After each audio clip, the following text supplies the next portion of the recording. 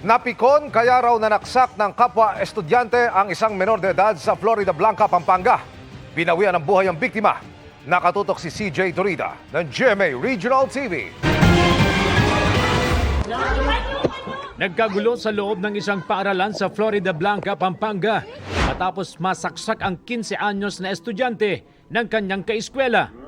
Sa investigasyon ng pulisya, nagkaroon ng alitan ng dalawang estudyante at nagkahamunan ng suntukan. May activity sila sa school and then nagkapikunan, nagkasagutan hanggang nauwi sa suntukan. And then naawat naman sila pero nung pagkaawat nila, dun yung time na nagkaroon ng opportunity yung suspect natin na kuhanin yung patalim dun sa bag niya. Isang saksak sa dibdib ang tinamo ng biktima. Dinala siya sa ospital pero kalaunay binawian din ng buhay. Edad 16 ang sumaksak sa biktima. Dahil parehong menor de edad ang mga sangkot sa insidente, isinangguni ito sa MSWD. Na-file na namin yung kaso na homicide doon sa suspect natin at kasalukuyan siyang nasa shelter under ng LGU ng Florida Blanca. Wala pang pahayag ang kaanak ng biktima, kabilang ang iba pang sangkot sa insidente. Sinisikap ding makuha ang pahayag ng pamunuan ng paaralan. Mula sa GMA Regional TV at GMA Integrated News, CJ Torida, nakatutok 24 oras. Patay ang isang preso sa Camarines Sur matapos mabaril ng mga pulis dahil nanlaman umano at ng agaw ng baril. Nakatutok si June Veneracion. Sa magubat na bahagi ng Del Gallego, Camarines Sur, nagtapos ang buhay ng isang person under police custody o PUPC nitong Pebrero 6. Dalawa umano silang PUPC na binabiyahe noon papuntang San Miguel, Catanduanes. Pero ang isang ito, nagpaalam na iihi kaya pinayagan at tinanggalan pa ng posas. Noon na umano rito inagawan ng baril ang kanyang police escort. Pakatanggal po itong sa may part ng kaliwa po. Nung natanggal na, yun na po, siniko daw siya, sinipa hanggang sa makasubsob siya doon sa may gitnang part ng sasakyan. So, ayun po, naagaw yung niya, yung service firearms, yung yung Galil rifle. So, nag-attempt po siya na ikalabit yung baril. So, hindi naman po pumutok kasi wala daw yun is chamber load. Tumakbo ang PUPC at nagkahabulan hanggang sa gubat kung saan umano nagkabarilan. Based po sa natin sa autopsy sir, 3 pala po ang tumawa sa PUPC. Saan Isa po po ang sa shoulder po, sa chest po, and din sa head.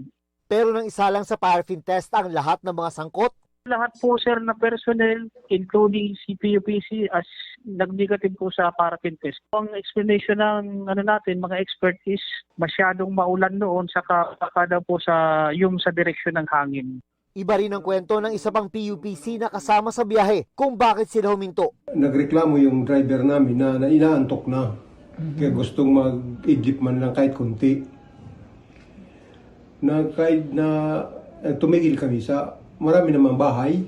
Sabi ng Del Gallego Municipal Police Station, inaasahan na maghahain ngayong linggo ang pamilya ng napatay na PUPC ng reklamo homicide laban sa 4 na police escort. Nasa restrictive custody ang mga pulis na sinusubukan pa naming makuna ng pahayag. Para sa GMA Integrated News, June Veneracion, nakatutok, 24 oras. Wala pa mang formal na kaso, pinagbigyan ng Manila Regional Trial Court Branch 52 ang pag-i-issue ng precautionary hold departure order laban kina Senador Jingo Estrada, dating DPWH Secretary Manuel Banoan at 3 iba pa. Sa utos ay nilabas ng korte, kinatigan ng hiling ng mga state prosecutor at nakumbinsing may basihan para maniwalang may posibilidad na sila ilalabas ng bansa para takasan ng investigasyon sa reklamong plunder, direct bribery at corruption of public officers kaugnay ng kickbacks sa flood control projects. Please note that this does not mean that the pending cases for plunder before the DOJ have already been resolved. Kaya po siya precautionary hold departure order. So by the term precautionary, ibig po sabihin yan na bago pa po ma-file formally yung kaso in court, nag-issue na yung judge or this Branch 52 RTC Manila of the order anticipating that the respondents in these plunder cases pending before the DOJ may evade arrest. Si Estrada kukonsulta raw muna sa kanyang mga abogado bago magbigay ng pahayag. Si Bonoan naman, sinabing kailangan niyang bumiyahe ulit pa Amerika para sa operasyon ng kanyang misis. Pinayagan na raw ito ng DOJ pero hindi pa nakukumpirma. Nasa kustudiya naman ng DOJ bilang mga state witness sina dating DPWH Undersecretary Roberto Bernardo, dating DPWH NCR Regional Director Gerard Opulencia at dating District Engineer Henry Alcantara. Taong 2018 nang aprubahan ng Korte Suprema ang alituntunin para sa Precautionary Hold Departure Order o PHDO. Para ito sa mga taong isinasangkot sa krimen na may parusang hindi bababa sa 6 na taon at 1 araw o kung ang sangkot ay isang banyaga. Maaari itong i-issue ng korte kahit reklamo pa lang at wala pang kaso kung makikita ng korte na may malaking posibilidad na umalis ang Pilipinas ang inirereklamo para takasan ng pag-aresto at pag-uusig sa kanya. Tulad ng karaniwang hold departure order sa bisa ng PHDO, pipigilan ng sino mang inisyuhan nito na makaalis sa mga airport at pantalan paalis ang Pilipinas. Parehas po ang magiging effect nila. The subject will not be allowed to leave the country without the explicit approval of the court na nag-issue po ng hold departure order. Kung meron pong mga emergency cases or important matters na kailangan nilang attendan, iyan po ay ini-issuehan ng allow departure order ng mga korte na siya pong pinapakita sa immigration. Only with that po sila mapapayagan. Sabi ng Bureau of Immigration na ipaalam na raw ito sa lahat ng paliparan at pantalan at hindi na makakabiyahe pa, maliban na lang kung payagan ng korte ang mga nasa PHDO. Para sa GMA Integrated News, Ivan Mayrina, nakatutok, 24 oras. 9 years and stronger than ever ang kapuso couple na sina Gabby Garcia at Khalil Ramos. Featured sila sa isang magazine cover at nagbahagi pa ng ilang tips kung paano mapanatili ang kilig sa long-term relationship. Makichika kay Nelson Canlas. Kilig alert! After a few years, ngayon lang uli nagsama sa isang magazine cover ang real and real-life kapuso couple na sina Gabby Garcia at Khalil Ramos. Hindi pa nga nakakaget over ang fans and friends sa gulat at kilig nang mapanood sila sa tila makatotohanang wedding scene sa latest music video ng Ben and Ben. Sa bagong cover shoot, extra sweet ang dalawa at lutang na lutang daw ang totoo nilang personalities sa bawat layout. Sa aming kwentuhan behind the scenes ng shoot, nag-share ang Gabriel ng kanilang views on how to make a relationship sweeter as the years go by. Siyempre, 9 years, hindi siya madali. Diba? It's not a walk in the park. Marami kaming pinagdaanan and this is a relationship that we're proud that we have built and successfully, I think, really successfully built together. Because from day one, we had an understanding that we want to be in this for the long run. I feel like it's also being intentional about our actions as individuals and also as a couple. Kasi nasa sa amin talaga if we really want to prolong the relationship. And yun, we were really intentional on keeping it long and stable kasi we really want to choose each other every day.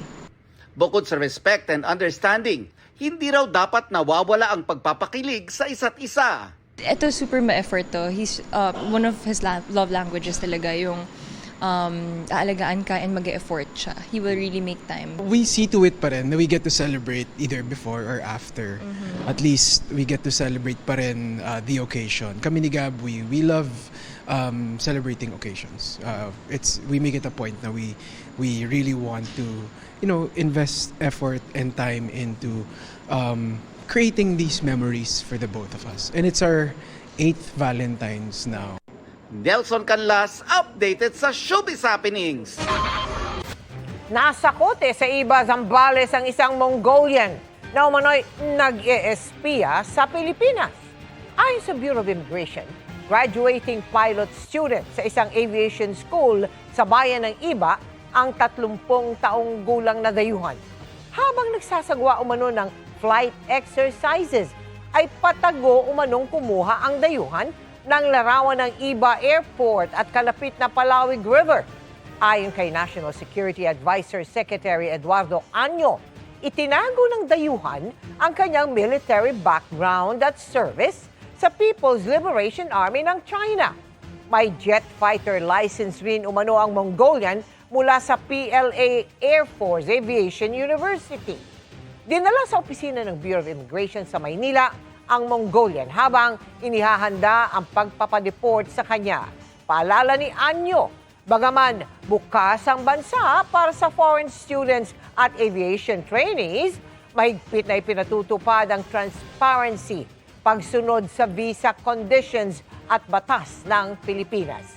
Pagtitiyak din niya sa publiko, mahigpit na mga na nagbabantay ang gobyerno sa anumang banta sa national security. Mga kapuso, walang binabantayang sama ng panahon sa loob at labas ng Philippine Area of Responsibility pero maging handa pa rin sa posibilidad ng pag-ulan. Dahil yan sa patuloy na pag-iral ng amihan at easterlies na kapwa magdudulot ng maulap na panahon at minsay bigla ang buhos ng ulan. Base sa datos ng Metro Weather, posibleng umaga pa lamang may pag-ulan na sa ilang bahagi ng Cordillera Administrative Region pagsapit ng hapon. Magiging maulan na rin sa silangang bahagi ng Luzon. Sa Visayas naman, asaan ang hanggang katamtamang ulan sa Aklan at ilang bahagi ng Negros Island Region. May tsansa rin ng mahihinang pag-ulan sa Leyte Province lalo na sa hapon. Mataas naman ang tsansa ng malawakang ulan sa Mindanao simula po sa tanghali bukas. Posible ang heavy to intense rain sa Davao Region kaya mag-ingat sa banta ng baha at landslide. Mababa ang tsansa ng ulan sa Metro Manila pero huwag pa rin kalimutan ang payong dahil pwede pa rin ang biglaang ulan dahil sa localized thunderstorms. Nanindigan ng Department of Education na dumaan sa konsultasyon ang planong hatiin sa 3 bahagi o mga trimester ang susunod na school year. Dagdag pa ng DepEd. Proposal pa lang ito at hindi pa naisa sa pinal at patuloy pang ikinokonsulta sa iba't ibang opisyal at mga grupo. Katunayan, patuloy pang inaayos ang proposal batay sa feedback na nakukuha nila. Naunawa naman ng kagawaran ang pangamba ng mga guro, stakeholders at kinikilalang pwedeng isabay ang pagbabago sa pagresolba sa ibang dati ng problema tulad ng kakulangan sa classroom at pangangalaga sa mga guro. Patay sa engkwentro ang iniinalang leader ng rebeldeng grupo sa La Paz, Agusan del Sur. Ayon sa militar, nakasagupa ng 8th Infantry Battalion ng mga miyembro ng North Central Mindanao Regional Committee nitong linggo. Sa palitan ng putok ng baril, napatay ang mataas na leader ng New People's Army. Na-recover rin ang isang mataas na kalibre ng baril. Nakikipag-ugnayan ang militar sa lokal na pamahalaan at pulisya para makausap ang kaanak ng nasawi.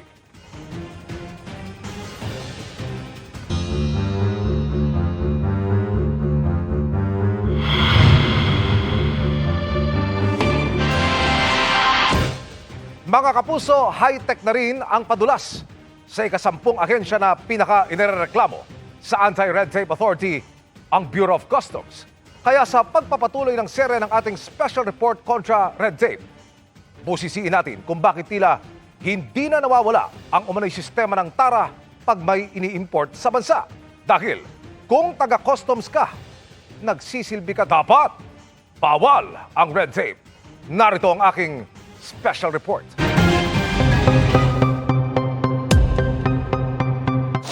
Hindi nawawalang tara system o padulas. Happy Friday dahil may distribution daw ng payola. Nakita raw na may padulas na nakasingit sa mga papel. Pinangalanan niya ang ilang miyembro ng Bureau of Customs na sinibak at iniimbestigahan na. Malalaking halaga ng kargamento ang nakakapuslit.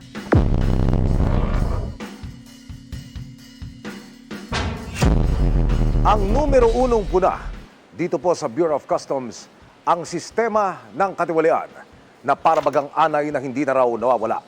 Katunayan, ibinilang ito ng Anti-Red Tape Authority o ARTA sa mga ahensya ng pamahalaan na pinaka-inirereklamo ng ating mga kababayan.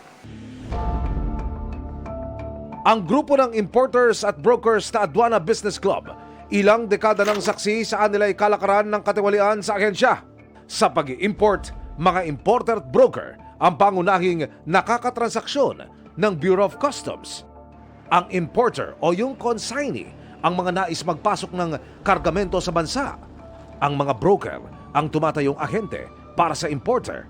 Ako, 46 years na akong nagtatransact dito sa atin sa Bureau. Hindi naman nabago yun, hindi naman nawala yun. Ang hirap-hirap makapasok sa port. So para ka lang magkaroon ng easy access, bigay ka na lang. 100, 200. Pinakamahina na yung mga 1,000 to 2,000 ang per entry.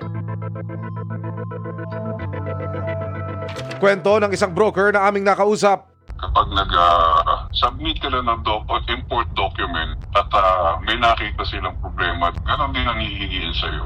May pera din involved. Dadaan mo sa may office nila, tapos ilalaglag mo sa basurahan, yung nakasobrang pera. 1,000 to hundreds of thousands para ma-release yung docs mo, para makapag-proceed ka sa delivery.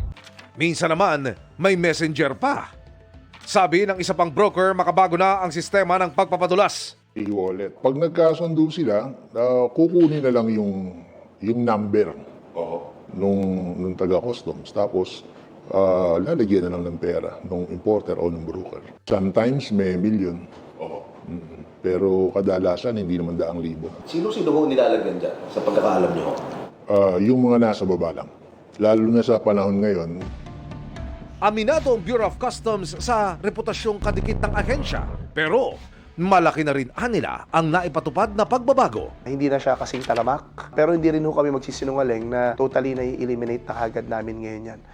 Sa sumbong ng lagayan via e-wallets, napaka-traceable ho niyan. No? Alam naman ho natin na lahat ng e-wallet natin verified yan. And we encourage lahat ho ng aming stakeholders na kung meron man nang hingi sa inyo at meron transaction na ganyan, pakireport ho sa amin. We'll treat the information confidentially and a-action na namin.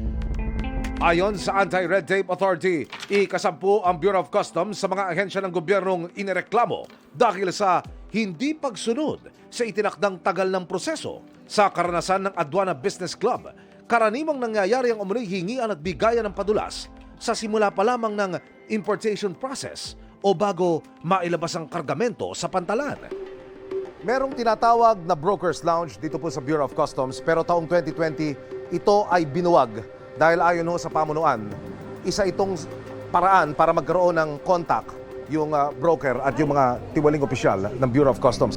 Mayroon sila ngayong BOC Customer Care Center kung saan makikipagtransaksyon ng mga broker. Ito sir ang nagkikater po sa core process ng Bureau of Customs. Meron po tayong receiving, meron din po tayong information management para sa mga inquiry.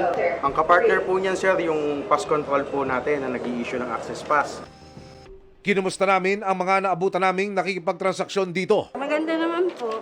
Once na in-encode na po namin yung entry, ipapalo up po na po sa section, and then pag na-final po yung babayaran na po sa bangko, and then i-release na po namin kargamento na magbabayad ng arrest to our page. Mas gusto ko po yung dati kasi mas mabilis po yung dati. Dire-diretso na lang kami pumapasok, hindi katulad ngayon po po. Daraan din sa risk management system na nagtatakda ng daraan ng lane ng kargamento. Green lane, kumpasado sa lahat ng requirements at inaasahang makiklear na ang kargamento sa loob ng 3 hanggang 4 na oras. Hindi lalagpas sa isang araw ang mga itatakda sa yellow lane na sasailalim lamang sa document examination. Magtatagal ng halos 2 araw ang mga kailangan dumaan sa orange lane o yung x-ray examination. Ang mga truck na yan, isa-isa pong papasok dito sa tinatawag na portal scanning machine. Mula ho rito sa aking kinatatayuan, papasok ho sila roon para ho makita ng mga taga-Bureau of Customs kung wasto at tama at kung ano ang laman ng mga truck na yan. Sa red lane, ang mga kailangan buksan at suriin ang laman o physical examination na maaaring umabot mula 2 hanggang 3 araw. Dito po dinadala ang mga kargamento na tinag nila na red. Katuwang ho dito ang PIDEA, yung K9 unit nila.